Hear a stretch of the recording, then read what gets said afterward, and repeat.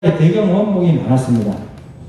그 거북선을 뭘로 만드는지는 아시죠? 우리나라에서 나오는 우리나라 제일종 참나무, 소나무 이런 것들로 만들었거든요. 근데 일본 애들은 소나무가 옛날에 재선충이 오고 난 다음에 거의 다 죽었어요. 지금도 가봐도 편백, 삼나무 거의 위주로 있고 활엽수 조금 있고 나머지는 거의 조림지인데 그것들로 배를 만들다 보니까 배가 떠요. 이렇게 충파라고 하셨거든요. 명랑이라는 영화 보셨죠? 그걸 보면 그냥 우리나라 배는 일본 배를 갖다 박아버립니다. 그 나무에 간 것 때문에 칼싸움에서는 질지 몰라도 같이 부딪히면 이깁니다. 그래서 충파라는 게 있었고 그러다 보면 투북선을 다 싸가지고 아예 그냥 들이받고 다녀요. 그러니까 12척의 배가 330척의 배를 이긴 적도 있는. 그래서 우리는 일제강점기 이후에 그 산에 나무가 남아있는 게 없었습니다. 아름드리 나무는 다 베가고 그래서 이제 어떤 얘기가 생겼냐면 못생긴 나무가 산을 지킨다는 말이 생겼습니다. 그리고 6.25 이후에 우리가 이제 전 세계에서 가장 못 사는 나라가 우리나라였지 않습니까? 그러니까 뜰감이 없죠. 뭔가 밥을 해먹고 이 덜에 있는 풀을 캐다가도 뭔가 고기를 떼워야 되는데도 불구하고 해먹을 게 없는 거예요. 그랬더니 그냥 먹으면 배탈 나니까 삶아서 먹어야 되잖아요. 물은 정말 우리나라에 많았죠. 어디 가도 물이 있으니까. 그래서 금수강산 아닙니까? 금수강산. 물이 많은 금수강산. 물 가지고 풀을 넣어서 풀떼주기를 끓여 먹으면 나무를 떼야 되는데 다 아시다시피 저 어렸을 때 초등학교 다닐 국민학교 다닐 때부터 갈비하러 다니고 솔방울 주고 다니고 죽은 나무까지 주고 다니고 그랬거든요. 항상 그걸 해놔야 어머니가 부엌에서 밥을 하세요. 그리고 항상 물기로 오고 그런 때다 보니까 산에 나무가 없었습니다. 지금 현재 이제 우리나라는 너무 다양해졌죠. 한 70, 80년 만에. 그리고 산이 주는 혜택이 221조랍니다. 우리나라 예산의 3분의 1입니다. 근데 사실 이렇게 되기 전까지는 보시다시피 산이 다 헐벗고 있었습니다. 산에 가도 좀 멀리 깊은 산속을 가야 겨우 뜰감 좀 구해올 정도. 이 머리 희끗희끗한 어르신들은 다 아마 그때 기억이 나실 겁니다. 도시에 살아서도 마찬가지고. 그러고 나면 이제 박정희 대통령 오면서 아궁이 개장을 하면서 이제 아카시아 심고, 리기라 심고, 우리 또 많이 심었죠. 그때. 치산 녹화를 73년부터 시작해서 78년까지 1차하고 2차를 이제 87년까지 했습니다. 그리고 88년에 우리나라 올림픽을 하면서 이제 그 못 살던 나라가 조금씩 발전해서 그때 당시만 해도 80년대만 해도 기억하실지 모르겠지만 1년에 평균 성장률이 8%에서 13%였습니다. 한 나라가 전체가 8%에서 10% 성장한다는 것은 역사상 세계 어느 나라도 있지 않은 그런 정말 놀라운 사실이죠. 근데 그 주역들이 지금 여기 60, 70, 80, 60세, 70세, 80세 어르신들이 다 이루어놓은 그 전쟁 이후에 그 모진 고통을 겪고 거의 40년 동안 시달리고 두들겨 맞고 또 전쟁까지 나고 한 그분들이 악착까지 어떻게 이 나라 살려보자 해서 살려놓은 거죠. 지금 오른쪽 밑에 사진 보시면 울창해졌습니다. 도리어 지금은 어떻냐면 저렇게 울창한 숲을 이 사유림 소유자들이 나무를 심어서 60년, 70년 갖고가지고 배에서 팔았는데 배에서 판다고 지금 국민들이 욕하는, 기자가 욕하는 그런 시대가 되어버렸습니다. 엊그제 홍천에서 6헥타인가? 벌채를 했는데 그 사진을 찍어가지고 그 사유림이거든요. 산림청이 과연 보호하는 청인가, 파괴하는 청인가 여기까지 나왔는데 막상 그 판 사람 소유자의 얘기를 들어보면 나무가 여러분도 아시겠지만 1헥타를 팔았을 때 서 있는 나무를 대경목을 팔았을 때 산주가 받는 돈은 얼마인지 혹시 아세요? 그 신문 읽어보셨나요? 임상이 좋으면 170만 원, 임상이 안 좋으면 130만 원에서 150만 원 정도 받습니다. 헥타당. 그럼 10헥타 해봤자 1,500만 원밖에 못 받는 거거든요. 그런데 1헥타를 조림을 해서 키우면 신문에 너무 팩트로 잘 나와 있더라고요. 일단 조림 비용부터 어린 나무가까지 숲가꾸기 얘가 어느 정도 클 때까지, 풀이 모자랄 때까지 클 때까지 깎아주는 비용이 1,000만 원이 넘습니다. 근데 그거를 산림청하고 산림조합이 다 떼먹지 않냐, 또 이렇게 얘기를 하더라고요. 그건 다른 거거든요. 개인이 내가 나무를 베내고 쓸모있는 나무를 심겠다라고 한 건 아예 생각지도 않고 그냥 나무만 뱉다는 걸로. 그러면 왜 나무를 뱉자고 욕하는 이유가 뭡니까? 맨 처음에 갔듯이 수질, 환경, 그리고 미세먼지 이런 지금 되려고 있는 이런 것들 때문에 나무를 베지 말라는 환경론자들의 입장이거든요. 왜 나무를 베냐? 나무가 더 커도 탄소 축적을 한다. 그것도 맞죠. 근데 지들이 그러면 우리 나무 키운 산주들한테 물세 한번 내봤습니까? 공기세 한번 내봤습니까? 그런 거 전혀 없잖아요. 그러니까 지들이 누릴 건 다 누리면서 산주들이 뭔가를 내 소득을 위해서 내 수입을 위해서 하고자 하는데 거기는 굉장히 반대를 해요. 공익적인 가치를 따지는 거죠. 공익적으로 나무를 베지 않는 게 더 유리하고 이익이다는 이제 그 신문 기자, 장과 신문 기자인데, 그럼 그 이익만큼 산주한테 하늘을 해주면 산주들이 나무 안 베죠. 그렇지 않습니까? 그럼 직불제를 하든지, 그럼 산에 나무를 1헥타를 세웠을 때 1년에 그 100만원씩 니들이 세금을 내라, 산주한테. 그렇게 나무 안 뱉게. 그런 약속이라도 해준다든지. 기자가 그렇게 해줬으면 저 기자는 정말 훌륭한 기자인데, 이 사람은 너무 편파적으로 한쪽 편만 되는 겁니다. 자기가 이때까지 누렸던 공기, 안 그래도 중국에서 미세먼지 나라고 공기 너무 나쁘다는 그 생각, 그럼 물이 나빠진다는 이런 생각들, 그 생각만 있지 산주들이 그만큼 고통받고 60년, 70년 나무를 키워서 수익이 안 된다는 것, 그것도 생각지도 않고, 또 그러면 60년, 70년 키워서 수익이 안 되면 앞으로는 그럼 수익되는 나무를 심어야 될 거 아닙니까? 그럼 그것 자체도 반대한다는 것은 아니다 라는 생각이 들어서 지금 편파적으로 임업을 한 입장으로 한 30년 동안 임업계에서 몸담은 입장으로서는 그 기사는 조금 너무 편파적이지 않나. 그리고 이제 전체적인 글이 틀린다는 건 아닌데, 그렇다면 그 글 이면에 있는 산주들은 어떻게 그러면 혜택을 줄 것인가, 이것도 다뤄줬다면 정말 좋은 기사였지 않나 하는 생각이 듭니다. 관객단체들이 상을 그렇게 했고 엄청나고, 그런데 그것들이 주는 혜택에 대해서는 아까 221조라고 나와 있지만, 이 221조를 국민들 혜택이 나눌 걸로 본다면 그 중에 10%라도 내서 산주단에 돌려주면 얼마나 좋습니까? 그래도 22조인데 221조에 10%면 22조 아닙니까? 정말 1%만 돌려줘도 2조인데 그런 생각이 듭니다. 그리고 이제 그 숲이 좋아지니까 88년도 올림픽이 있을 그 당시에 산림청에서 어떤 생각을 하게 되냐면, 야, 우리 숲이 굉장히 좋아졌어. 근데 외국인들 많이 온대. 우리나라에서 올림픽을 개최한 건 처음인데 이 외국인이 왔을 때 과연 이 외국인들이 한국을 보고 후지국이라고 하지 않을까? 그럼 뭘 해야 되지? 라고 생각하고 난 게 산림청이 생각한 게 휴양림입니다. 그때 87년도에 그래서 휴양림 첫 설계를 하게 되고요. 88년도에 세계 휴양림을 개장하게 됩니다. 그게 유명산하고 대관령하고 저기 신불산 자연휴양림입니다. 신불산은 그 양산에 있습니다. 그 세 개를 개장해서 운영하게 됐고 지금까지 왔습니다. 자연휴양림은 32년째 지금 운영을 하고 있는 중입니다. 그 중에 제가 소장을 국립으로 된 거는 언제 됐냐면 2008년도인가 이게 이제 국립자연휴양림으로 개정이 됩니다. 죄송합니다. 2004년도쯤 국립자연휴양림으로 개정이 되고, 그때 이제 1호가 오기표 소장부터 시작해서 오다가 제가 5대 소장이었습니다. 5대 소장. 예. 그리고 지금 현재 이제 6대 소장이 재임을 하고 있고요. 근데 이걸 조사해보니까 약 30년간 휴양림이 그러면 어느 정도 증가했냐? 한 26배 정도 증가했습니다. 26배가 증가했다는 말은 휴양림 개수도 늘었지만 그만큼 이용자 수가 엄청나게 늘었다는 소리입니다. 그럼 휴양림은 산림을 가진 소득 산주들에게 어떤 또 혜택을 많이 줬냐?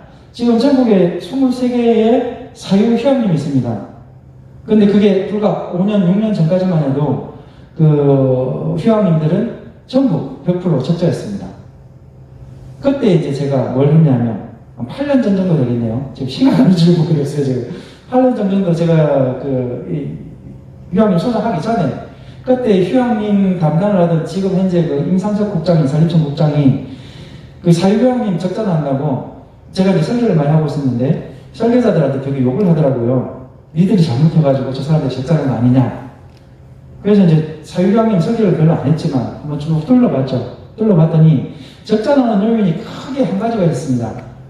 자, 여러분 혹시나 내가 적자가 나면 산림 경영을 하다가 적자가 나면 이제 보고를 해야 되지 않습니까? 경영협회에 보고하든 산림청에 보고하든 경영 계획서를 가지고 경영 계획서를 했는데 계획서대로 하면 1,000만원, 헥타당 1,000만원 수익이 나야 되는데 막상 해보니까 헥타당 100만원씩 빵꾸가 난다.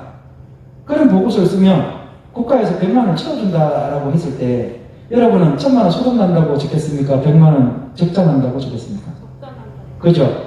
사유림 휴양림이 그랬어요. 23개 휴양림이 이제 국가에서 보조금을 줬는데 5천만원 내지 3억까지 줬습니다. 그때 당시에 한 휴양림당. 그러니까 적자가 크면 클수록 돈을 막 1억, 2억, 3억씩을 주는 거예요, 매년. 그리고 이제 적자가 좀 늦게 났는데 5천만원 주고. 그러니까 사유림 협회가 생겼는데 지금은 좀 어지부지 됐어요. 근데 그때만 그게 똘똘 뭉쳤거든요. 혹시 여기 관련자 있나요? 김옥동 회장님이 이제 회장님을 지금도 하고 계신데, 그때 제 회장님한테도 얘기 드렸어요. 이거 정책을 바꾸지 않으면 사유가 앞으로 다 죽습니다. 보조금만 받아 먹다가는 나중에 사유는 다 죽는다. 정책을 바꾸라니까. 그때 지금은 국장님이지만 그때 과장이었는데 어떤 정책을 바꾸냐니까. 휴양림 보조금을 줄 때 앞으로는 기저벌수도 이제 계속 너무 이렇게 빠꾸난 항아리에 물 붓기식으로 돈이 들어가니까 이제 보조금을 줄이겠다라는 이제 기재부에서 마침 나왔습니다. 그러니까 지금 과장님 정책을 하시는데 자꾸 적자가 큰데 국가 보조금을 많이 주고 있지 않습니까? 근데 국가 보조금이라는 건 영수증 처지만 내면 그 돈을 내놔라는 게 아니라 그냥 그 사람한테 보조해 주는 거거든요. 말 그대로 보조금이잖아요. 그러다 보니까 이제 이 기업에 눈이 어두워서 수익 볼 생각을 안 하고 어떻게 하면 보조금을 많이 타갈까 생각을 합니다. 진짜로.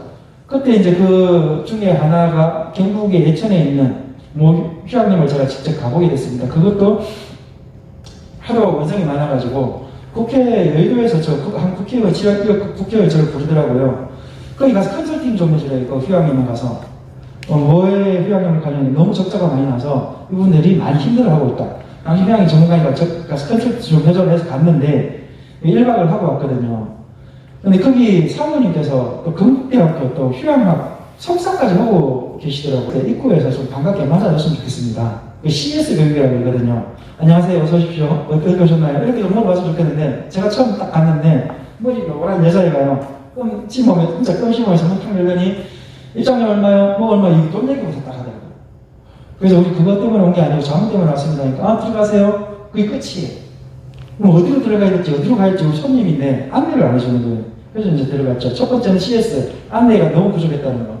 그리고 반갑지 않았다는 거. 손님한테 반갑게 맞아줘야 되는데, 내 돈벌이 수분인데, 예. 그리고 두 번째, 이부자리. 너무 더러워요. 과연 내가 호텔에 가면 깨끗하잖아요. 믿고 그냥 해볼 게 없잖아요. 근데 여관에 가면 이거 누가 한번 덮었을까? 라고 생각하잖아요. 보통 여자분들이 더 하죠. 남자들은 그냥 덮고 자요. 머리카락 하나 나와도. 근데 이부자리가 좀 너무 이렇게 한 달 이상 쓴 것 같더라고요. 그래서 이부자리 좀 빨았으면 좋겠다. 그리고 천장에 거미줄 좀 쳐라. 이게 도심에 있는 사람들이 시골에 온 거는 환상을 가지고 온다. 그냥 시골에 좋은 수, 맑은 물만 생각하고 오지 거미줄 있다고 생각하고 오지 않는다. 거미줄 보였을 때는 정말 안 자고 그냥 가는 수도 있다 했는데 그때 그랬어요. 그래서 이제 그것들을 한 3가지만 컨설팅을 했더니 또 자기 집 밥이 엄청 맛있다. 밥 먹고 가라 해서 먹어봤는데 진짜 시골 된장인데 좀 맛있다는 생각이 전혀 안 드는데 맛있다 그러더라고요. 자기들 입맛에는 맞는데 줍시다 그랬어요. 진짜 모르겠습니다.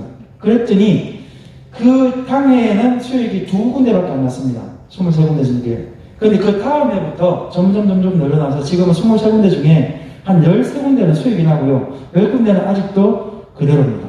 왜 그러냐면 주인이 그대로입니다. 생각이 안 바뀌니까 운영도 안 바뀝니다. 아무리 옆에서 컨설팅을 해줘도. 그래서 내가 그래요. 가서 비결선에서 손 떼시고 전문가를 데리고 와서 월급을 주시고 차라리 전문가가 경영을 하게 하십시오. 그러면 여기 바로 수익이 납니다. 그래서 예를 들어 드렸어요. 그 창에 친구 하나가 사실은 그 변호사, 법무사 이런 일을 하고 있었거든요. 그 어느 날 아버님이 아프다고 사과 농사를 지으러 가요. 그 남사가 만약에 1000평밖에 안 된대요. 그럼 1000평이면 1헥타도 3000평인데 3000평도 안 되는, 1헥타도 안 되는 거지 않습니까? 사과 농사 1000평. 거기서 무슨 수익이 있냐? 라고 하고 갔습니다. 근데 얘 연간 그때 당시로 1억 수익을 올리더라고요. 어떻게 했냐? 그랬더니 가서 가는 순간부터 마누라가 유튜브를 시작했어요.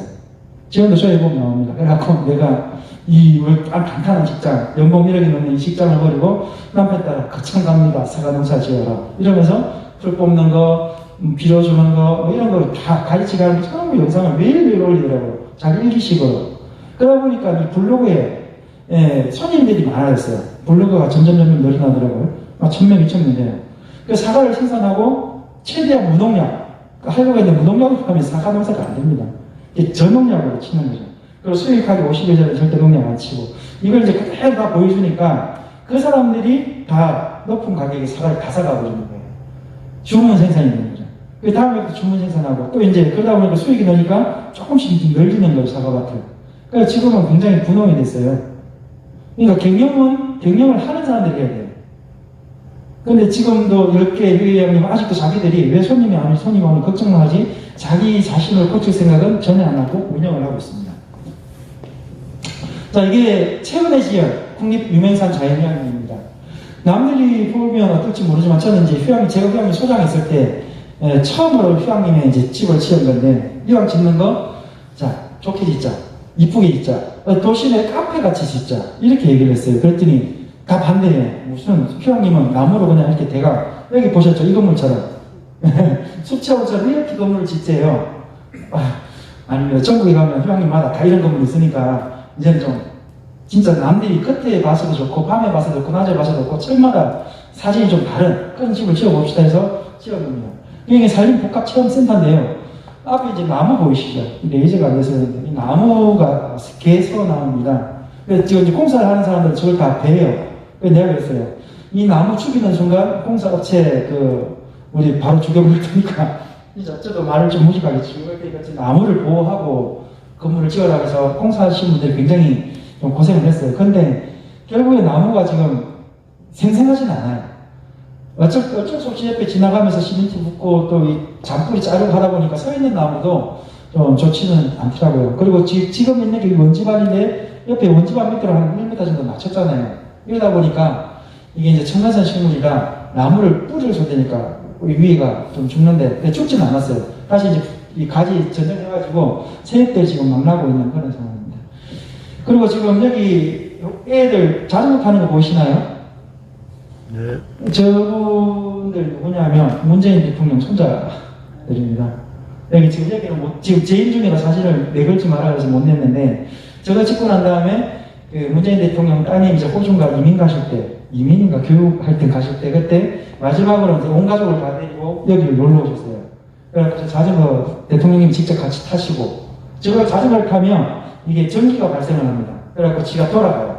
네, 그거 같이 타시고 그러면서 놀다 가셨고, 그 뒤에도 갑자기 작년 3월에 눈이 재작년 3월에 갑자기 눈이 한번 오셨는데, 그때도 문화체육관광부 장관이 온다 그래가지고 다시 우리 청년한테 보고 다녔는데 좀 이상한 거예요. 갑자기 등치 이만한 애들이 쭉 문 앞에 좀 서 있고 막 이러는데 차 한 대가 쏙 올라가더라고요.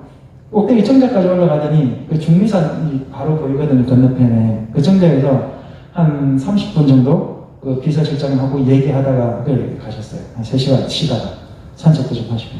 여기는 그래서 이제 좀 유명해졌고요.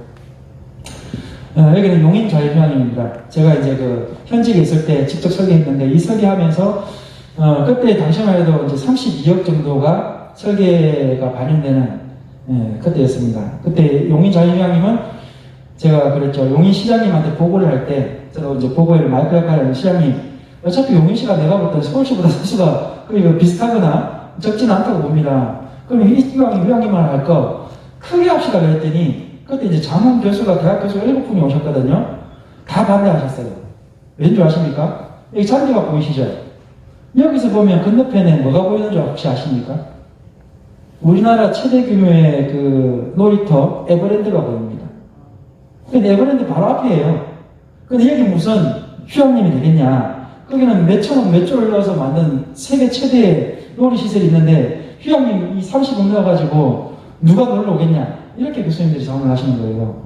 근데 저는 또 그랬죠. 교수님, 이게 30억 좀 그렇고 용인시가 그런데 한 100억 정도 넣어야 되지 않습니까? 그때 난 한 3배의 돈을 넣었죠. 100억 정도 넣고 시장님 퀄리티에 맞게끔 좀 시민들을 위해서 휴양림 만듭시다. 이렇게 설득을 해서 다 설계를 그리고 마지막 최종 보고를 하는데 또 교수님들이 발목을 잡는 거예요. 아니, 에버랜드가 저기 있는데 100억 넣어가지고 그게 되겠냐고. 그 코딱지만큼도 안 되는 돈 가지고 사람이 가겠냐? 그게 돈 버리는 거 아니냐? 이렇게 얘기를 하길래 이제 온갖 설득을 다 했죠. 휴양림은 그런 게 아니라 우리나라 지금 그때만 해도 소득 수준이 3만 불, 2만 6천 불 이렇게 될 때라 점점 이제 해수욕, 그때만 해도 해수욕품이 굉장히 많았거든요. 바다가서. 근데 이제 갔다 온 사람들이 막 타고 이러는데 산으로 가는 품이 서서히 일기 시작했습니다. 1990년도 말 2000년도 초에. 그때 그 품을 제대로 이용해서 우리가 이런 것들을 해줘야 사람들이 계곡으로 산으로 등산객들이 많아질 겁니다 했는데, 아시다시피 1년에 등산객이 1억 명이 넘습니다. 국민 중에 2번은 산을 간다는 소리입니다. 평균적으로. 그래서 만들었는데 히트를 쳤습니다. 근데 여기 에피소드가 하나 있어요. 교수님 한 분이 끝까지 안 된다고 하지 말자고 그러거든요.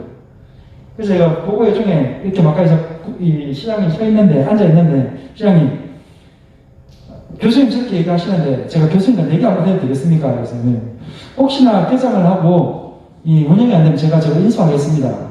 대신에 잘 되면 교수님 사표 주시죠. 자격이 없습니다. 신랑님이 갑자기 그런 소리 하면 안 된다고 그러시더라고요. 근데 분명히 저는 잘 될 걸 알고 이제 설계를 했고 있는데 왜 안 된다고 하시냐고.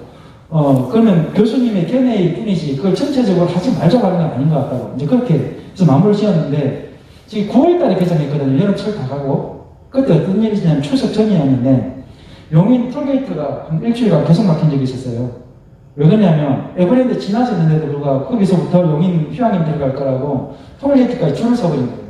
그 에버랜드 가는 차, 휴양림 가는 차가 막혀가지고 그 교통이 해제가 안 돼요. 그래서 이제 그 용인시 공무원들이 주말이고 뭐 토요일, 일요일은 퇴근을 못한 거예요. 저것 때문에. 그래서 1년 저렇게 용인시에서 운영하다가 시설관리공단으로 넘겨버립니다. 이건 공무원이 할 짓이 아니라 주말에 퇴근을 못한다는 게 말이 되냐. 그래서 지금도 용인 휴양림 가시려면요. 내가 몇 번 차를 그 남바 어떤 걸 끌고 몇 명이 간다고 미리 사전 예약을 하지 않으면 못 갑니다. 코로나 전에도 마찬가지고요. 그 정도로 그 사람들이 많이 오는 데인데 그 견해가 달라서 하지 말라는 건 아닌 것 같습니다. 아까 기자도 마찬가지고 이 교수님도 마찬가지고. 그리고 이 장대산 자연휴양림입니다. 여기 근방에 있습니다. 여기도 문 대통령님이 작년 재작년 휴가 때 다녀가신 곳입니다. 지금 여기 보면 트리탑스 브릿지라고 해가지고 지금 나무들이 작지요. 이게 이제 트리탑스 브릿지 만들고 타워 만들고 첫 해에 찍은 나무인데 지금 가보시면 이 나무들이 자라서 이 사람들이 안 보일 정도로 또 나무가 컸습니다. 그래서 저걸 왜 짓냐 그래가지고 그때 이상희 또 과장님인데 우리나라 최초로 도입을 해봅시다 라고 해서 도입을 하자고 했는데 나는 도저히 못하겠다. 내가 되면 못하겠다. 남들이 한 적이 있으면 나는 하겠는데 공무원이 좀 급이 많습니다. 최초는 못하겠다 해서 어떻게 했냐면 만인산 휴양림 여기 금산 넘어 추구 넘어가는데 보면 거기다가 1차 먼저 시도를 했습니다. 그래서 제가 설계를 어떻게 해주냐면 그 호수를 한 바퀴 도는 걸로 해줬는데 시공을 하다가 시공자들이 이걸 도로를 넘어서 만인산 학습원 쪽으로 가버린 거예요. 근데 그때 또 대박이 났어요. 왜 대박이 났냐면 저걸 만들고 난 다음에 봉이호떡이라고 되게 유명하거든요. 지금 프랜차이즈가 돼가지고 전국에 뭐 지점이 20개, 30개 넘는 겁니다. 그리고 봉이호떡을 만드는 건물 아시죠? 그 건물이 15억에 낙찰이 됐습니다. 15억이라는 게 5년 동안 15억이면 1년에 3억이거든요. 그 휴양림을 이제 처음에는 만들 때 그 건물을 지은 사람, 지금 현재 주인이 이제 만인산 휴양림을 만들 때 그걸 뭐라 그러죠? 투자를 해가지고 이게 20년 동안 내가 건물 관리하고 이제 기부 체납을 한 다음 조건으로 거기다 건물을 지은 겁니다. 그 20년이 지난 게 불과 3년 전입니다. 3년 전에 20년이 지났어요. 그래서 이제 기부 체납이 됐죠. 그럼 이제 소유권은 대전시가 가집니다. 그래서 이제 봉이호떡이 그때 너무 유명해지고 이 건물을 입찰을 해놨어요. 누가 주인이 바뀔 수도 있는 거 아닙니까? 그랬더니 봉이호떡 사장이 5년에 15억 그냥 입찰해가지고 그냥 1순위로 당첨돼서 지금 그 건물이 1년 임대료가 3억입니다. 그 대박이 났죠. 그 생각이 다르죠. 그러고 나면 거기서 성공하니까 사람들이 워낙 많이 오니까 이 장태산에 이걸 지금 시공해서 잘 운영하고 있고 이게 잘 되다 보니까 지금 현재 여기 있는데 사람들이 많은데 보이시죠? 저기로 또 구름다리를 이렇게 놨습니다. 그래갖고 거기 한 230m짜리 구름다리를 놔서 갖고 최종은 저 건너편 산 위에 바위 보이시나요? 저 바위에서 그 구름다리 끝으로 짚라인을 넣는 것까지가 제 마스터 플랜이었습니다. 장태산 마스터 플랜. 그러니까 지금 이제 저 짚라인 하나만 안 됐고 나머지는 다 됐습니다. 저게 이제 머릿속에 있어서 우리나라 최초로 시도했다가 좀 결국엔 안 한다 했다가 한번 걸려서 다시 왔는데 지금 이제 장태산 휴양림이 1년에 한 60만에서 70만 정도 관광객도 찾고 있고요. 그러다 보니까 저기 그때 당시만 해도 저기 가는 길이 1차선 개의 차를 비킬 수 있는데 지금 2차선으로 포장이 다 되어 있습니다. 그리고 또 입장료 물론 무료입니다. 얼마든지 가서 차 세우고 그냥 구경하고 가셔도 됩니다. 입장료가 없습니다. 그리고 이제 국립배산 자연휴양림입니다. 우리나라 최초로 바닷가에 지은 휴양림입니다. 이 개장식을 제가 이제 2015년도에 가서 했죠. 그리고 밑에 보면 이제 저희 띵도 주변으로 타워를 세워서 건물을 지었어요. 저렇게 짓다 보니까 사람들이 또 많이 오고요. 저 맨 끝에 가면 위두항이라는 방인데 저기 앉아있으면 낙조가 그냥 보입니다. 저기는 1년 365일 휴양림이 쉬지 않는 이상은 그 예약률이 거의 90대 1입니다. 저 방만. 지금 휴양림은 예약 사이트 홈페이지에 들어가서 그 방을 예약하게 되어 있거든요. 그럼 추첨을 합니다. 한 달 전에 추첨을 하는데, 6주 전부터 추첨을 하는데, 저기는 평균 경쟁률이 90대 1입니다. 그만큼 좋은 방이고요. 뭐 VIP를 모셔도 되는 그런 방. 근데 이제 저렇게 직장 공무원들은 절대로 난 저런 집 못 짓습니다 해가지고, 저 억지로 지었는데, 짓고 나니까 사람들이 너무 이용률이 좋거든요. 공무원들도 5년 마칠 때는 되게 아쉬워하시더라고요. 그 다음 여기 이제 비약산 자연형이 포항에 있습니다. 여기도 해서 삼성연수원이 바로 옆에 있고, 보시면 이제 그 집들을 지을 때, 여기는 이제 삼성연수원이 옆에 있다는 말은 그 공장들이 많지 않습니까? 포항에. 그러니까 아이들이 많다는 소리거든요. 그 아이들을 상대로 해서 10조 20을 이렇게 지어보자. 그때 이것도 장사가 잘 돼서 지금 돈을 잘 벌고 있습니다. 이게 이제 남의 편백 자연형이, 이게 그 성묘병사의 비밀에 편백이 암 치료에 굉장히 좋다. 그리고 이제 그 말기암 환자들이 그래서 많이 찾아오는 그런 장성 숙제원하고 남해 편백. 근데 남해 편백은 이 편백 조림집 면적이 1,400헥타 정도 됩니다. 주변에 연결되어서 있는 것만. 그러니까 가시면 정말 좋습니다. 그러니까 그 여기는 들어가서 그냥 산책만 하더라도 건강해질 것 같은 그런 느낌. 예. 그리고 이제 마지막에 또 제가 나오면서 여기다가 복합 천장 하나 짓고 왔거든요. 42억짜리. 그러면서도 이 아이들이 와서 체험할 수 있는 것들을 해왔더니 무슨 휴양림이 와서 이런 걸 하냐고 하지만 사실은 이것 때문에 아이들이 더 많이 옵니다. 여러분 경영을 해서 휴양림을 하실 수 있을지는 모르겠지만 한다 그러면 아니면 또 뭔가 경영을 하시다가도 내 좋아하는 것보다는 소비자가 좋아하는 걸 욕구를 맞춰줘야 이게 장사가 되고 소비자가 찾습니다. 휴양림도 마찬가지입니다. 처음부터 장사가 잘 되면 절대 아닙니다. 그런데 이 찾아오시는 분들한테 설문을 계속 받았죠. 절대 설문 그냥 해달라면 안 해줍니다. 하다못해 볼펜을 하나 주면 설문해줍니다. 우리나라 사람들 참 그 영리해 박습니다. 볼펜 하나 주면서 시간 나시면 이 설문 좀 해주세요. 그리고 또 절대 A4 2장 이상 넣으면 안 됩니다. 근데 한 장에 5문제 이상 있으면 안 되고 딱 10문제 안으로 한 7문제, 8문제 정도 A4 2장 딱 넘겨서 체크 정도만 해주시고 마지막에 또 이렇게 하고 싶은 말 많이 있는 사람도 있거든요. 그럼 마지막 반장 정도에 하고 싶은 말 그 이상 써주세요 하는데 저는 그게 굉장히 제가 5년 동안 그냥 관리소장하면서 경영 방침에 굉장히 도움이 많이 됐습니다. 그거 보고 있으면 우리가 어떻게 해야 되는지 국민들이 더 잘 알아요. 여기 이게 부족해요. 이게 부족해요. 가는데 시기가 너무 오래됐어요. 이가 깨졌어요. 뭐 이런 거 있고요. 또 여기 상징률을 이렇게 냈냐 이렇게 되면 더 좋을 거예요. 이걸요 소장보다 국민들이 더 잘합니다.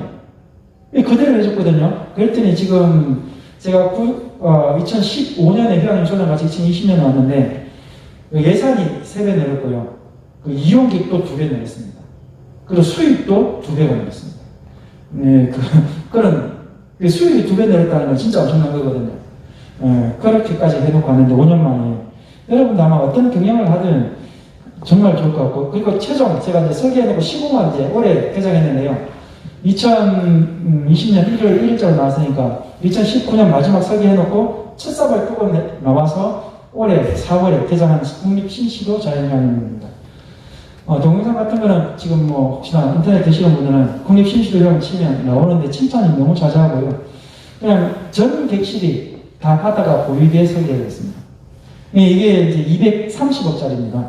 휴양림 하나가 230억짜리인데 기재부에 처음에 갔을 때 그때만 86억이 한 휴양림이다. 지금도 휴양림 하나의 단가는 86억입니다. 그런데 2019년도에 이게 이제 됐는데요. 그때만 해도 기재부에서는 새로운 휴양림을 안 한다라고 했습니다. 근데 저는 이제 휴양림을 새로운 휴양림을 해보고 싶은 거예요. 아까 변산을 마지막으로 변산 이제 지지를 않았으니까.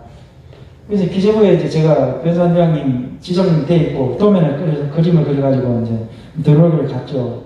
그랬더니 뭐 휴양림을 무슨 86억만 하면 되지 뭐 돈을 많이 달라고 하냐 그러길래 아니 여기 휴양림 전국 125헥타인데 125헥타에 86억 해봤자 섬만 조지는 거야. 섬을 개발이나 뭐 섬을 이용하거나 이런 게 전혀 아니라 섬을 잘못해서 나쁘게 만드는 거지 좁게 만드는 거 아니다. 대신 한 200억, 300억 주시면 섬 전체를 개발해서 섬 전체가 하나의 힐링 장소로 만들어주겠다. 이렇게 했더니 그러고 난 다음에 제가 설계하고 설명을 드렸더니 그 기재부 연속 사무관이라고 있는데 참 좀 굉장히 좀 독한 기재부 직원이었어요. 돈 잘 안 주려고 하는. 국가돈이니까 아껴 써야죠. 당연히. 그랬는데 제가 설명한 걸 받아줬더라고요. 그런 분이 아닌데. 외정가 했더니 자기도 국장한테 보고를 해야 돼서 줬는데 되게 마음에 든다고. 한 450억짜리 그려오래요. 그래서, 왜요? 그랬더니, 분명히 내가 450억을 한 50억 꺾어서 한 400 가지고 가면 국장님도 한 100억 정도 꺾을 거고, 그럼 한 300억짜리인데, 300억이 넘어가면 예산 타당성 검토를 국회에서 받아야 됩니다. 그래서 230억 받고 쇼부 친 겁니다. 에타 안 받고. 그래서 지금 했고요. 너무 지금 잘 돼서 좋은. 그 밑에 이제 별처럼 보이는 이 건물은 제가 디자인을 특별해서 아시아에 하나밖에 없는 그런 건물이고, 커뮤니티 센터 누구나 들어갈 수 있는 그런 데입니다. 저희 가면 이제 뭐 책도 읽을 수 있고 커피도 마실 수 있고 또 지역 농산품도 저기서 사갈 수 있습니다. 지역 농산품 하면 다 어류라 냄새가 많이 나잖아요. 근데 요즘 모형을 워낙 우리나라 잘 만들어요. 돔도 잘 만들고 뭐 멸치도 잘 만들고 미역도 잘 만들고 김도 나더라고요. 저기는. 그것들을 모형으로 만들고 여기서 주문하면 차가 나갈 때 여기서 연락만 해주면 내 몇 시에 나가면 입구에서 판매장이 또 있으면 마을 판매장 거기서 받아가는 거예요. 그렇게 매장을 했습니다. 대신에 그 마을 분야에서 커피 정도는 팔 수 있게끔 그 냄새 안 나는 거나 약간 음식 정도 팔 수 있게끔 그렇게 조성을 했습니다. 그리고 이제 마지막으로 이제 살림 치유. 과연 지금 그럼 휴양림이 이렇게 해서 이용자가 많이 늘었는데 치유가 요즘 많이 대두가 되고 있잖아요. 아까 남아 편백에 치유 때문에 갔는데 그 치유의 대부분은 피톤치드라는 인자 때문에 그렇습니다. 이 피톤치드는 몸에 붙어있는 나쁜 세균들을 잡아주는 또는 죽여주는 그런 역할을 한다고 합니다. 이 아까 말씀드렸던 처음에 이시영 박사 그분이 이제 애들한테 뭐 땀이 떨어지는 거 하지 말라, 애들 손 깨끗하게 씻겨라, 좋은 것만 먹여라, 환경을 좋게 해라 라고 해서 지금 어떤 현상이 벌어졌냐면 그 도심지의 애들 중에 한 30%는 전부 아토피를 앓고 있습니다. 근데 이제 재작년에 만난 이시영 박사님 책을 써냈어요. 내가 우리나라 애들의 건강을 다 버렸다. 땅에 떨어진 거 못 먹게 한 게 그게 가장 큰 이유다.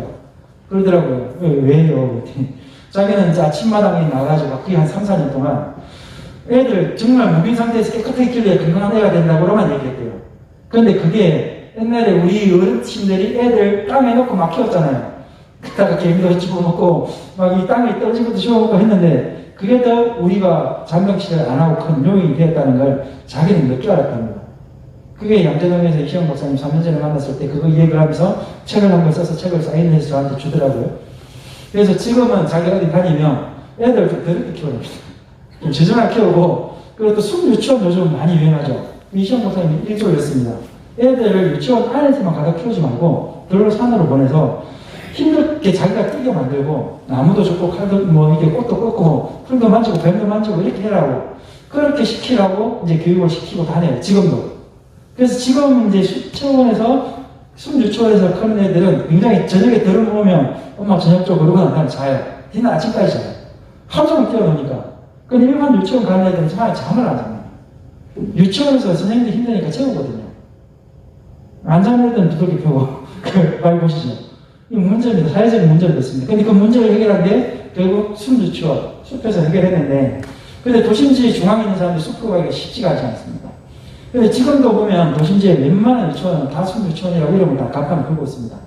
그래서 지금 산림청에서도 숨유치원을 전국 단위로 휴양림보다 더 많게, 산림용보다 더 많게 거의 한 2,000개소 이상 만들고 있습니다.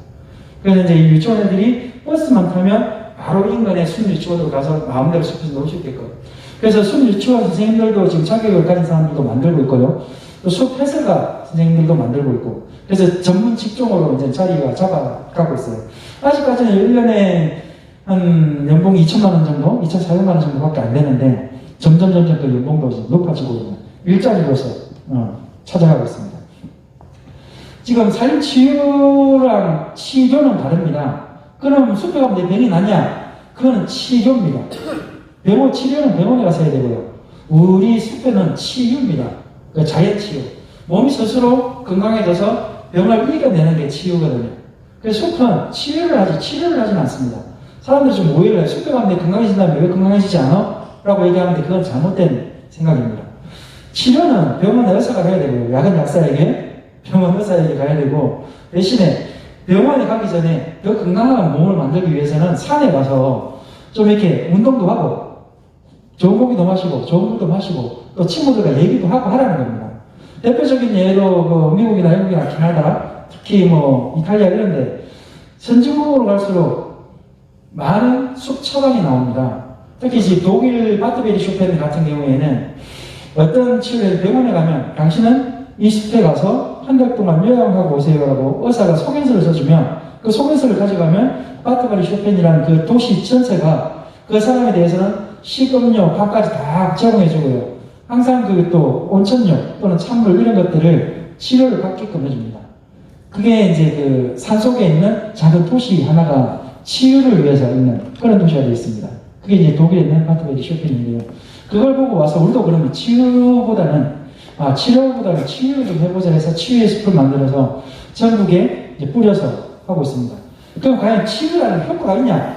지금까지 그 효과를 증명을 못했거든요. 그래서 지금 이제 점점 증명이 되는 게 HRSD 그 우울 증상입니다. 맨 첫 번째로 우울 증상이 현저하게 숲에 갔다 오면 한 3분의 1 정도로 줄더라. 그런 결과가 나왔고요. 또 자기평가, 내가 우울하다고 스스로 평가하는 사람들 있잖아요. 이분들이 숲에 갔을 때 그럼 어떠냐? 한 10% 정도가 줄어들었습니다. 내가 숲에 갔다 오니까 좀 덜 우울해 라고 평가를 한 거죠, 스스로. 그리고 그 옆에도 보면 그 숲을 걷는데 그러면 혈관 수축이 더 많이 일어난다는 그런 연구 결과가 있고요. 그리고 이제 그 자연 살해 세포라는 게 있습니다. 어떻게 보면 T 세포라고 하는데, 세포가 세포를 죽이는, 어떻게 보면 암세포죠. 이것들이, 그, 정식을 많이 합니다. 나쁜 세균을 죽여주는 세포들이 많이 정식한다는. 근데 솔직히 이건 의학적으로 저도 잘 모르겠어요. 어떤 말인지는 모르겠지만, 좋은 게 많이 세포가 확장이 되고 늘어난답니다. 그리고 이제 그 호흡기, 기관지 0점 정도가 굉장히 약해진다는. 그리고 이제 어떤 이거는 치유의 숲 만들기 전에 우리 휴양림 관리소에 있을 텐데, 그러면 이제 산림을 이용한 사람들한테 그 소설이나 또 시나 또 수필을 받습니다. 그러니까 체험기 같은 거. 그래가지고 1등은 이제 상을 주고 뭐 1000만원씩 주고 이렇게 하거든요. 그래서 수필이 어떻게 들어가냐면, 자기 어머니가 굉장한 호흡기 저항으로 하루라도 호흡기를 뭐 안 빼면 밖을 나올 수 없는 그런 호흡기 저항이 굉장히 크신 분이었는데, 그래서 밖에 나가는 걸 굉장히 싫어하는 시어머니가, 그랬었는데, 이분을 어떻게든 모시고 한 2달 설득해서 대관령 휴양림을 왔다 갔대요. 한 1박 2일로. 그 대관령 휴양림 옛날에 그 동해안과 백두산이 예국가 나올 때 처음에 소나무밭에 햇살 쫙 비치는 그 소나무밭 혹시 기억하십니까? 옛날에 그 방송 끝나면 예국가 했잖아요. 그 소나무가 서 있는 그 자리가 지금 대관령 휴양림이거든요. 그 촬영지인데, 진짜 아름들이 60에서 80, 1m 넘는 이런 소나무들이 서 있습니다. 근데 이 소나무는 6.25 이후에 씨앗을 심어서 지금까지 키운 소나무입니다. 옛날에 우리 어르신들, 선조들이 씨앗을 심어서 키웠는데, 그것들이 지금 이렇게 커 있고요. 지금 그거는 이제 문화재청에서 문화재 용도로만 사용할 수 있게끔, 그, 인목 본수까지 다 세우는 그런 숲이 되어 있습니다. 그 주변에 이제 대관령이 다 그려져 있고, 거기 가서 이제 하루를 있었는데요. 첫날은 몰랐는데, 자고 일어나니까 코가 뻥 뚫리더래요.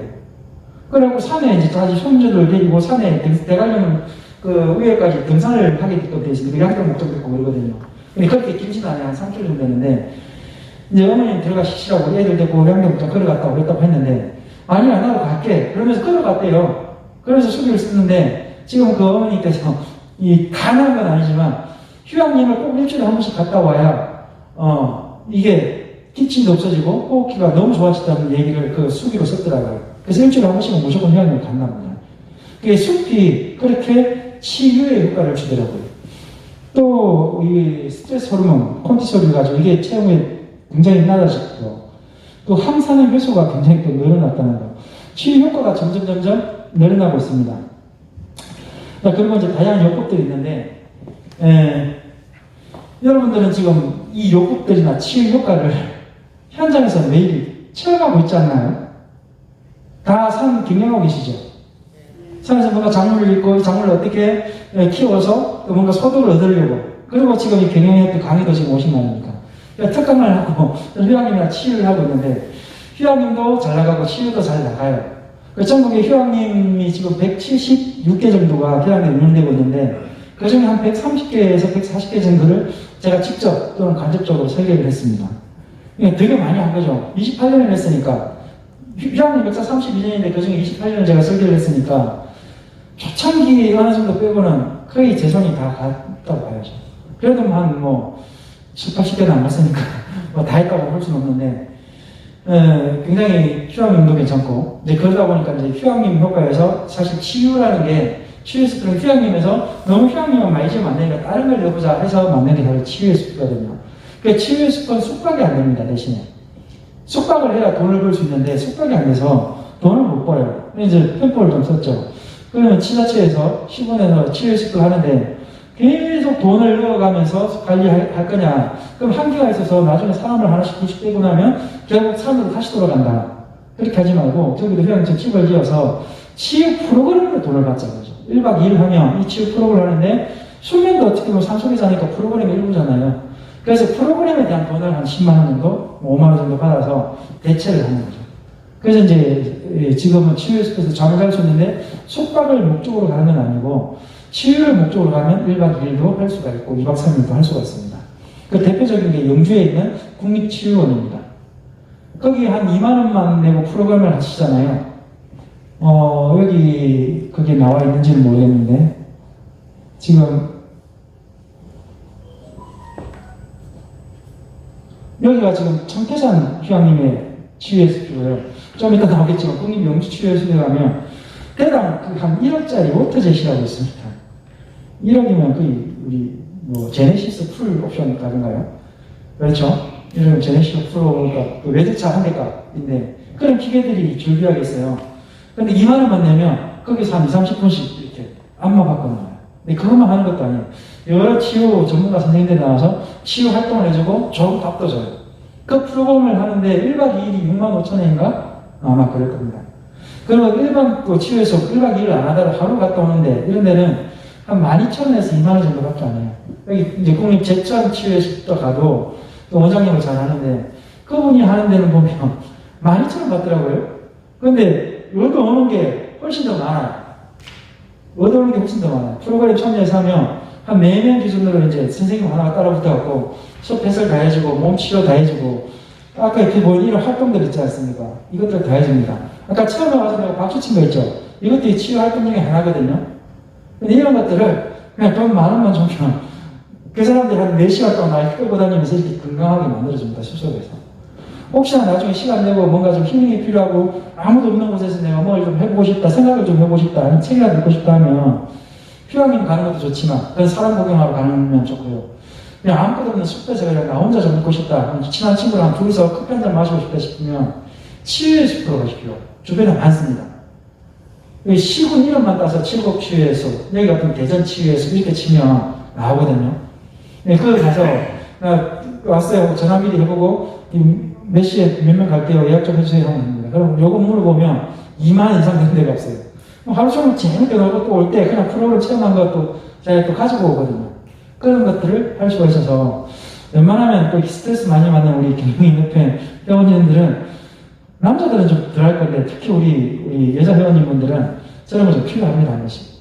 가서 내 생각하고는 달라요. 막상 제가 부끄러워서 어떻게 해야 하지만 막상 해보잖아요. 되게 재밌습니다. 그리고 막 하는 중에 1시간만 지나면 내가 막 건강해지는 것 같아요. 진짜요. 그런 걸 느끼고 되고. 그러니까 점점 저걸 찾는 사람들이 많아지고 또 조선도 사람들이 많이 하고 있습니다. 여기는 이제 청태산 치유의 숲인데요. 이걸 만들 때 장성 편백 치유의 숲 아시나요 혹시? 여기 임종국 씨가 조림을 해서 60회 정도 조림해서 지금 편백하고 참나무가 거의 이제 60년 정도 됐죠. 그분 돌아가시고 이제 그 베트남 밑에 이제 수목장을 했는데 난 베트남도 굉장히 클 줄 알았거든요. 수목장에 가봤더니 이제 어린 몰목을 심어서 그 밑에 수목장을 했더라고요. 근데 그 녀석도 지금 이만큼 컸어요. 네. 진짜 그분 임업인이더라고요. 나무만 심다가 돌아가신 거. 근데 그걸 산림청에서 이제 인수를 해서 국립 이제 장성 치유의 숲에서 운영을 하는데 거기도 남해 휴양림보다 편백이 더 큽니다. 훨씬 더 오래 전에 심었으니까 더 크고 좋고 거기는 이제 치유의 숲에 이제 숙박시설이 없습니다 대신에.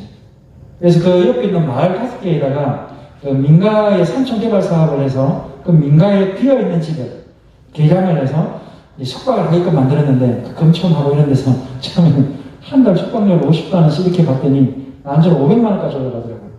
한 달에. 그런데도 사람이 많아요. 누가 오냐면 말기 암치를 해야 돼요. 병원에서 포기한 사람들이 옵니다. 그런데 그 사람들한테 밥 해주고 아침에 태워서 숲에 갖다 주고 또 저녁에 또 태우러 가거든요.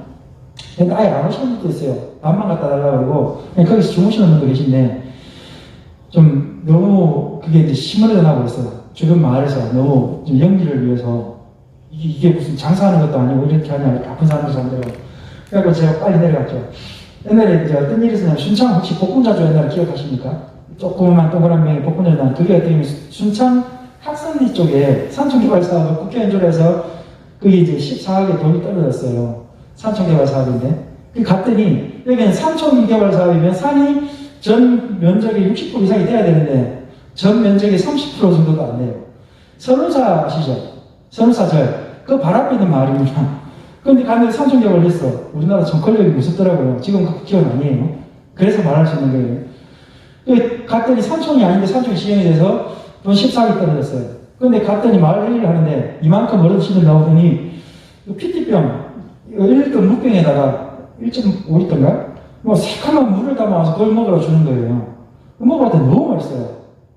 그 복분자 에키스 또는 알코올. 아, 이거 하면 다 먹었죠. 이 뭐냐니까 복분자래. 어떻게 담는 거냐니까 복분자를 따서 그냥 설탕에 절여 넣으면 에키스가 되고 술을 부어 넣으면 술이 된대요. 그래갖고 한 병당 그때 당시 2만 원에 팔더라고요.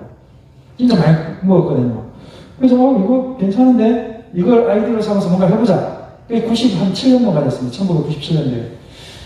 그래서 차라리 그냥 산림 사업이지만 저는 그 논에다가 하우스를 70몇 동을 지어주고 있어요. 엄청 크게. 그랬더니 이제 산림청에서는 난리가 났죠. 지금 산촌 개발을 산에다 하라 그랬더니 논에다가 지어주냐. 그게 무슨 산촌이냐. 이렇게 했는데 아니 돈은 이왕 떨어진 거고 주민들이 대부분이 논에서 생산하시는 그럼 이분들 주민들이 소득을 원래 산에 그것도 그 대부분 또 선운사가 가지고 있는 절당이더라고요. 뭘 할 거냐고. 그 산에도 일단 그럼 대표적으로 그 쪽팔리면 안 되니까 복분자 노지 재배는 하고 근데 복분자 노지 재배하면 수확률이 3분의 1로 떨어집니다. 반도 아니고 3분의 1 이상 떨어집니다. 비 한 번 맞아버려도 이건 복분자는 다 땅에 떨어지는데 땅에 떨어진 복분자는 못 먹습니다. 네. 그걸 가지고 뭘 액기스를 담을 거예요. 모래가 지어지가 할 텐데. 그걸 씻지도 못하고 씻으면 또 까만 물이 다 나가버리니까. 그래서 하우스를 하면 내가 따르려면 흔들어서 떨어지는 거 말고는 안 떨어져요. 그리고 하우스는 비닐 한번 까면 되잖아요. 떨어져도 그거 모으면 되니까. 그렇게 해서 해줬더니 너무 생산이 많이 되니까 이제 그 선운사 농협에서 복분자 공장을 만든 거예요. 이제 그 농림부 자금으로. 그래서 순창 복분자주가 그래서 나온 겁니다. 네. 그런데 잘 나가다가 그 망했죠. 어떻게 망한 줄 아세요? 국립산림과학원에서 농림편을 들어줘야 되는데 대부분의 복분자가 국산 종자가 아니라 중국에서 수입해서 술을 만든다. 이런 소문이 났습니다. 신문에 나오고. 그래서 이게 중국에서 들어온 복분자이기 때문에 안 사먹은 거예요. 왜 그런 일이 벌어진지 아십니까? 복분자 1kg를 농협에서 12,000원에 소매를 해갔어요. 거기서 따면 12,000원에 소매를 해갔는데 복분자 1kg를 가지고 술을 담으면 술이 3배 나옵니다. 그럼 술값 치고도 한 병에 2만원씩 받으면 6만원을 받잖아요. 농민들이 야, 내 12,000원 주고 팔 거야 하면 술값 사도 이게 3, 4만원이 남는데 내가 왜 농협에 수매를 하고 농협에 수매를 안 해준 겁니다. 그러니까 농협은 공장만 돌려야 되잖아요. 그래서 중국산 복분자를 가져와서 공장을 돌려서 복분자주를 만들었던 거죠. 그래서 그 순창 복분자주가 지금도 안 먹잖아요. 네, 망해버렸습니다. 그렇게 잘 나가거든요. 아, 고창. 예. 고창 선운사. 예, 죄송합니다. 바로 잡아주셨어요. 고창 선운사. 예, 그 반함입니다. 그 반함이 이재각 이장이었는데, 그래서 이름도 잊어버리지 않습니다. 그 이장님이요. 이재각 이장님. 예, 그래서 그 망했는데, 여기도 장성편백도 똑같은 짓을 하고 있더라고요, 어른들이. 당장에 그래서 500만원씩 받으면 사람들이 그 분은 올지 모르지만 돈 많은 사람 올지만 그 뒤에 사람들이 오겠냐고. 그래서 내려가서 똑같은 얘기를 해줬죠. 방금 얘기처럼. 순창에서 이런 일, 고창에서 이런 일이 있었다. 여기 똑같이 하면 나중에 지금 당장은 그 500만원 받아서 좋을지 모르지만 나중에 효율이 다 떨어진다. 영구적이 못하고 우리 자녀들까지 돈을 벌고 벌어먹지 못한다. 그럼 소문 이상하게 나면 또 안 좋아지니까 좀 이렇게 좀 평준화시키자. 남들이 받는 만큼만 받자. 이래가지고 지금 그렇게 받고 계시거든요. 그래서 지금 잘 운영되고 있습니다. 그래서 전체 마을에서 아침에 버스가 출발하고 또 저녁에 버스가 데리고 가고. 그래서 산림청에서 이제 소문들이 많으니까 어떤 민원이 들어오냐면 버스로 왔다 가기 싫다. 그냥 수치원 내에 숙박실 좀 지어달라. 이런 민원이 계속 들어옵니다. 그래서 산림청이 고민 엄청 하고 있는 게 그럼 마을을 배신하는 거잖아요. 그 지어버리면 마을 내려가겠어요. 거기 가서. 지금 산림청에서는 이걸 지어야 되나 말이야 되나 고민을 엄청 하고 있는 그런 상황이 됐고요. 그때 같이 했던 게 거기서는 이제 제가 설계를 다 했습니다. 거기는 오기표 지방청장이 있었고 여기는 우리 그 선배님이신데 9.1번 청장님 계셨어요. 근데 이 9.1번 청장은 아까 말했던 독일의 바트베리 쇼핑 있죠. 거기처럼 시설을 짓자고 시설 위주로 갔습니다. 큰 건물에 돈을 거의 다 넣어버렸어요. 45 다 넣어버렸고 장성 편백치유숲은 제가 얘기를 했죠. 건물 짓지 맙시다. 이 60헥타에 길만 냅시다. 길만 17km를 냈습니다. 그때 걸을 수 있는 길을 그게 도래에 성공을 했습니다. 여기보다. 그래서 그 17km가 지금 한 34km 길로 더 늘어났습니다. 그러니까 60헥타가 아니라 산림청이 더 넓은 이제 산을 좀 사들였거든요. 100헥타 좀 넘는데 거기에 그냥 34km의 길이 나 있어서 얼마든지 사람들이 오더라도 숲길만 걸으면 처음 입구에만 좀 막히지 한적한 데를 찾아서 자기가 편백 요구를 얼마든지 할 수 있습니다. 거기가 장성, 여기가 정태산. 근데 결국 이용자 수가 장성 치유에서 한 17만에서 20만 정도 오고 있고요. 여기는 그렇게 안 옵니다, 사람들이. 1년에 10,000명도 안 옵니다. 그래서 건물보다는 사람들이 자연을 좋아한다는 게 결론이 났고요. 이게 방금 말했던 장성 편백 치유숲입니다. 건물들이 하나도 안 보이시죠? 전부 그냥 숲길로 내서 이렇게 만들어서 치유 활동을 하고 있고요. 이게 그 임종국 씨가 심은 나무들입니다. 그 벤치 크게 보시면 뒤에 나무가 얼마나 큰지 짐작이 되시죠? 벤치 보통 2~3명 왔는데 뒤에 나무 굵기가 더 굵어 보여요. 네, 그래서 엄청 나무가 큽니다. 그리고 이제 여기 국립 대관령 치유의 숲입니다. 이제 대관령 아까 말한 소나무들이 굉장히 좋은 데인데요. 이게 씨앗을 심어서 우리 선배들이 지금까지 키운 소나무 숲입니다. 여기도 지금 사람들이 많이 오고 있긴 하고요. 여기 이제 가평이나 잡창기 푸는 숲 치유의 숲입니다. 여기 이제 잣나무가 80년대 잣나무가 굉장히 많고 잣나무나 소나무가 사실 편백보다 피톤치드가 많이 나옵니다. 그 조사 결과가 있거든요. 근데 보통 이제 방송에서 나간 거는 편백이 피톤치드가 가장 많이 나온다고 방송이 되긴 했습니다. 그때 이제 산림청장님이 신원석 청장님이라고 이제 이 복지를 전문하시는 청장님이셨는데 치유숲에 이제 피톤치드가 가장 많이 나오는 게 뭐냐 했더니 그때 당시에는 편백 맞았습니다. 편백 맞는데 계절에 따라서 달라집니다. 계절에 따라 달라지고 1년 연중 이제 그 피톤치드가 어떤 게 제일 많이 나오냐 해서 충남대 박모 교수가 그 연구 용역을 계속 했습니다. 그런데 산림청에서 시켜서 한 연구 용역인데 이 박범진 교수라고 실명을 그런 생각 될지 모르겠는데 발표를 해버린 거예요. 소나무가 편백보다 피톤치드가 많다고 언론에다가 난리 났었습니다. 네가 교수냐고 한마디 하시고 사실은 산림청에 발음을 붙이신 그런 적도 있었습니다. 근데 언론에서는 더 이상 안 키웠어요. 그래서 이제 우리 전문가들은 소나무가 더 피톤치드가 많이 나오는 걸 알고 있는데 일반인들은 편백이 지금도 더 많이 나온다고 알고 있습니다. 우리는 이제 전문가잖아요. 경영인협회고 산을 위주로 보니까 소나무나 잣나무가 피톤치드가 더 많이 나오는 걸 사실 알고 계시고 혹시 내 산에 소나무가 있으면 자주 등산하시면 산책하시면 좋습니다. 이 장흥 편백숲 우드랜드입니다. 여기는 이제 그 장흥 혹시나 이 초가집 보이시는지 모르겠지만 이게 뭐냐면 장흥 군수가요. 들어보셨는지 모르겠는데 누드 산림욕장을 처음에 만들었습니다. 여기 옷 벗고 산림욕 하자. 그래갖고 굉장히 사회적으로 이슈가 됐죠. 유교 쪽에서 또 어르신들이 또 난리가 났죠. 아니 동양에서 동방예의지에서 뭐 홀라만 먹고 산림욕을 하자고 사고 나면 어떡해. 막 이래가지고 이제 결국에 어떻게까지 양보했냐면 그럼 한지로 된 옷을 바이저고리를 해서 입고 하자. 그래갖고 한동안 그렇게 하다가 결국은 그것도 없어지고 지금 이제 치유숲으로 바꿔버렸습니다. 장흥 우드랜드라고 해서 지금 이제 휴양객도 가고 치유객도 가고 일반 아이들도 가고 그래서 이제 여러 가지로 해서 그냥 우드랜드로 바꿔서 유치원 애들도 오고요, 어른들도 오고요, 사람들도 옵니다. 지금 이제 산림욕을 그냥 일반적인 그냥 옷 입고 통풍이 잘 되는 옷 입고 그냥 하고 있습니다. 만약 저걸 루드로 해서 지금까지 해왔다면 유명해졌을까요? 그런데 저게 언론에 그것 때문에 엄청 이슈가 됐어요. 그래갖고 장흥에 저렇게 있다는 게 전 국민이 알게 됐습니다. 그 어떻게 보면 그 노이즈 마케팅이죠. 국회의원들 중에는 의지 마케팅 잘 하시는 분 계십니다. 제가 본 형님 중에 하나도, 저는 노무현 대통령 때 청와대도 3년간 일을 하고, 마치면서 나와서 봉화마을 프로젝트를 돌아가기 전까지 같이 했거든요. 한 5년 동안 같이 했습니다. 그 청와대 이제 마지막 그 MBC 회사에서 3일 연속 했잖아요. 노무현 대통령 끝날 때. 그때 마지막 장면이 이제 고양수 여사가 막걸리 들고 대통령이랑 올라가서 앉아있는 벤치에서 막걸리 드시면서 우리 대통령이 제일 좋아하는 장소입니다 하는 거기를 제가 만들어 드린 겁니다.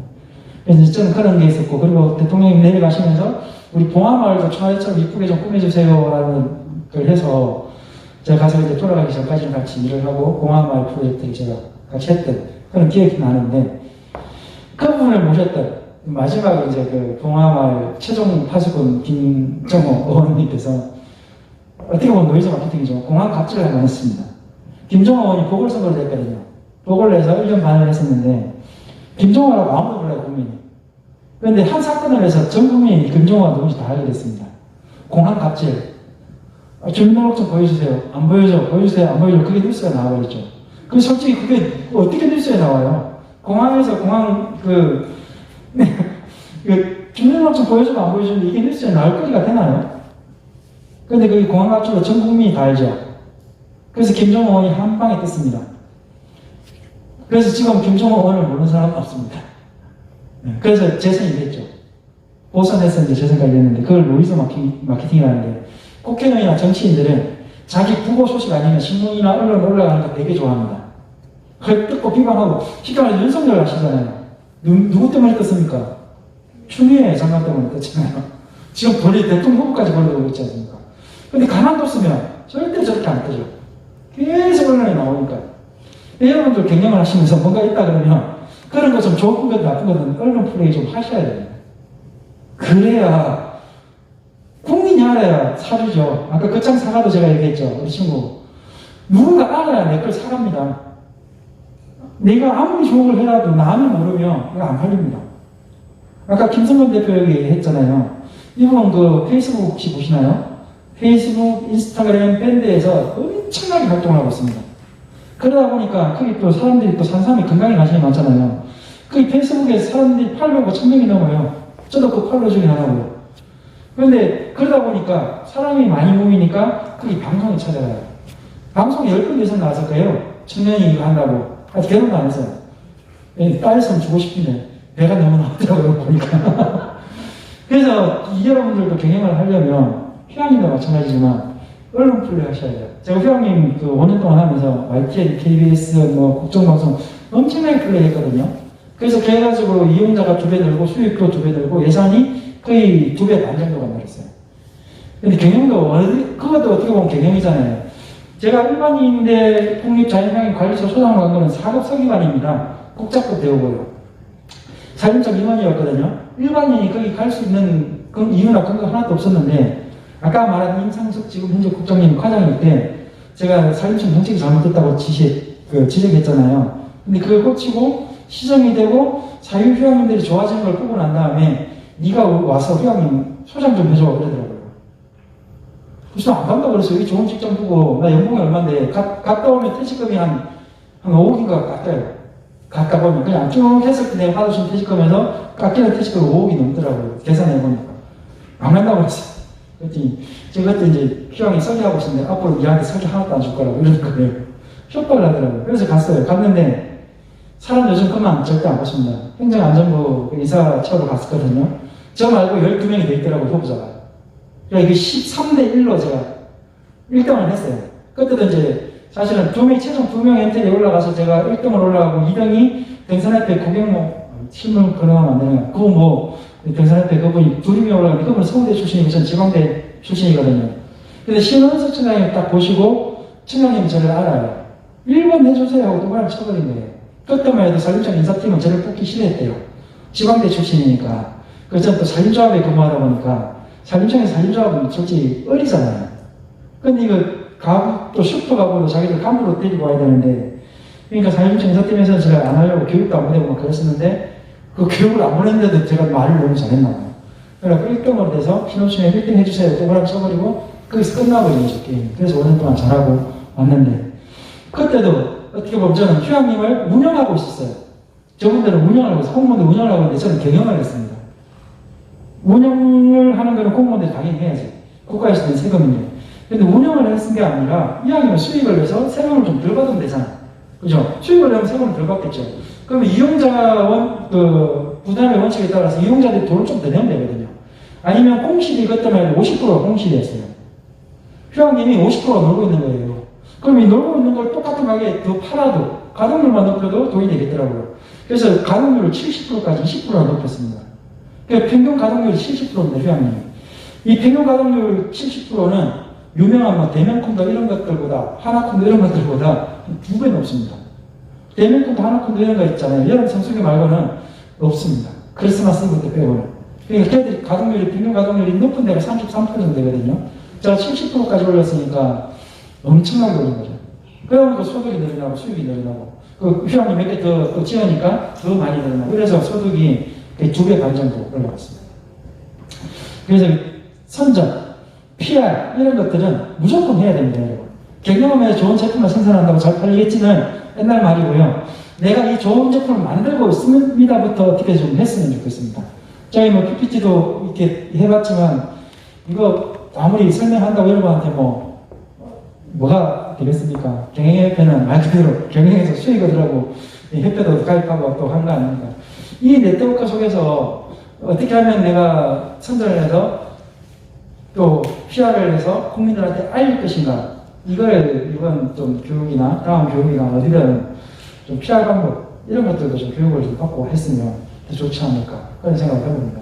혹시 뭐 자녀들 중에 인터넷 잘하는 자녀들 있을 거예요. 하루 종일 핸드폰 잡고 있는 애들한테 뭐 블로그 하나 만들어 달라고 그러세요. 아니면 밴드 하나 만들어 달라고 그러든지 페이스북 하나 만들어 달라고 그러든지 여기에 그럼 사진 찍어서 작은 걸 하루에 오늘은 풀고 왔어요. 이거만 올려도 돼요. 지속적으로 매일 올릴 수 있는 자기 전에 한 번만 하면 되거든요. 사진 한번 찍고 글 한 번 올리는 건 쉽지 않습니다. 어렵지 않습니다. 그건 대신에 매일 하는 게 어렵습니다. 그렇게만 좀 해주시면 되고, 그러다가 또 꽃필 있을 때 꽃사진 막 찍어서 우리 꽃이 이렇게 피었어요. 뭐 이렇게 해주면 그 사진들 보고 사람들이 많이 들어오거든요.